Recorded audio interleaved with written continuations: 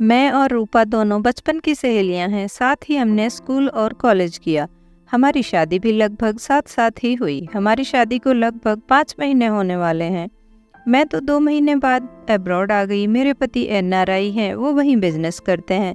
शादी के बाद हम लोग ना तो कभी मिले और ना ही कभी फ़ोन पर बात हुई। मैंने सोचा चलो आज उससे बात करूं। मैंने उसे कॉल लगाया, उधर से आवाज़ आई हेलो। मैंने पूछा कैसी हो, उसने कहा अच्छी हूँ। दोनों ने एक दूसरे का हाल चाल जाना। मैंने कहा जीजू और सासू माँ कैसे हैं? बोली पता नहीं। मैंने कहा क्यों पता नहीं?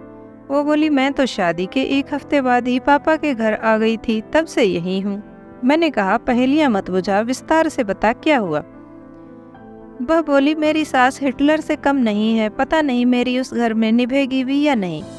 मैंने पूछा ऐसा क्या हो गया, क्या कर दिया तेरी सास ने जो तुझे अपनी सास हिटलर लगने लगी? तो रूपा ने कहा यार मुझे लगता ही नहीं वो मुझे बहू समझती है। उसे लगता है एक और काम वाली आ गई है उस घर में।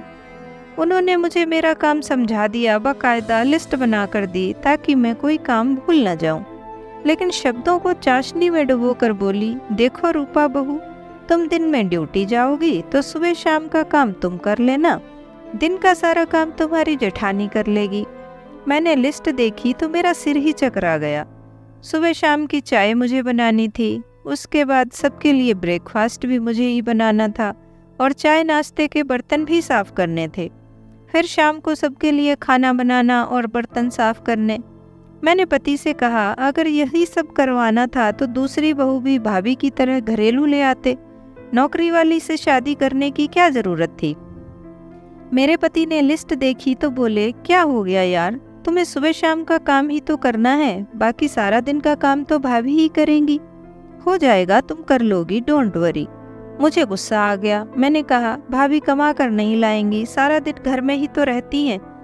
झाड़ू पोछा काम वाली करके जाती है, मैं मशीन नहीं हूँ। सुबह 5 बजे से काम में लग जाऊँ, 7 घंटे ऑन ड्यूटी रहूँ, थकी हारी घर आऊँ और फिर लग जाऊँ किचन में रात के 11 बजे तक। पति ने प्यार से समझाया एडजस्ट करो यार, ऐसे कैसे चलेगा, ससुराल और मायके में इतना अंतर तो होता ही है, ये तो सभी को करना पड़ता है। मैंने कहा चलो ठीक है कर लेती हूँ एडजस्ट, लेकिन आपको मेरे साथ हाथ बटाना पड़ेगा। सुबह के काम में भी और शाम के काम में भी सब आधा आधा करना पड़ेगा। इतना सुनते ही पतिदेव झल्ला गए और बोले माँ ने तो कभी एक गिलास पानी भी खुद लेकर नहीं पीने दिया, पत्नी के होते मैं ये औरतों वाले काम करूँगा, शर्म नहीं आती तुम्हें ऐसा कहते हुए? मैं कुछ नहीं करने वाला। मैंने कहा ठीक है मत करो, मैं भी कुछ नहीं करने वाली, कह दो अपनी माँ और भाभी से। उसके बाद मैं नहाने चली गई। शावर के नीचे सिर किया तो दिमाग को कुछ राहत मिली और मैं बिना कोई काम किए बिना खाए पिए ड्यूटी पर चली गई। शाम को घर आई तो पता चला कि मैं सुबह काम करके नहीं गई तो जेठानी ने भी सारा दिन कोई काम नहीं किया। सब बिना खाए उस दिन अपने अपने काम पर चले गए। तो मैंने कहा मेरे हिस्से में जो काम है उसके लिए नौकरानी रख लो, उसकी सैलरी मैं दे दूंगी। जेठानी तपाक से बोली आधा काम नौकरानी करेगी और आधा मैं, इसका मतलब मैं भी नौकरानी ही हुई ना। मैंने सोचा बात बढ़ ना जाए तो मैंने कहा एक काम करते हैं, फुल टाइम मेड रख लेते हैं 10,000 में। मैं एक कॉन्वेंट स्कूल में वाइस प्रिंसिपल हूँ तो सैलरी भी अच्छी है, मेड की सैलरी मैं दे दूंगी। घर में पैसे की वैसे भी कमी नहीं है, पति भी सरकारी कॉलेज में लेक्चरर हैं, ससुर और जेठ जी की केमिस्ट शॉप है। लेकिन अब बारी सास की थी। वो अखाड़े में कूद पड़ी और बोली अब हम इतने दिन बुरे आ गए हैं कि दे बहुअन के होते हुए नौकरन के हाथ खाना खाने पड़ी है, नौकरानी तो बिल्कुल ना लगेगी घर में। मैंने कहा जब सगाई हुई थी मैंने तभी कह दिया था कि मैंने दिन रात मेहनत पढ़ाई पर की है, मुझे काम नहीं आता, मैं नौकरी करती हूँ और जॉब के साथ साथ काम नहीं होगा मुझसे। तो अब आप लोगों को मुझसे ही काम क्यों करवाना है, क्यों मेरे पीछे पड़े हो हाथ धोकर? सास और जेठानी दोनों मेरे पति से खुसर फुसर कर रही थी। तो वे बोले बहुत सी औरतें हैं जो घर और बाहर दोनों ही जगह का काम आसानी से संभालती हैं, तो तुम क्यों नहीं कर सकती? अगर घर में रहना है तो इतना तो करना ही पड़ेगा।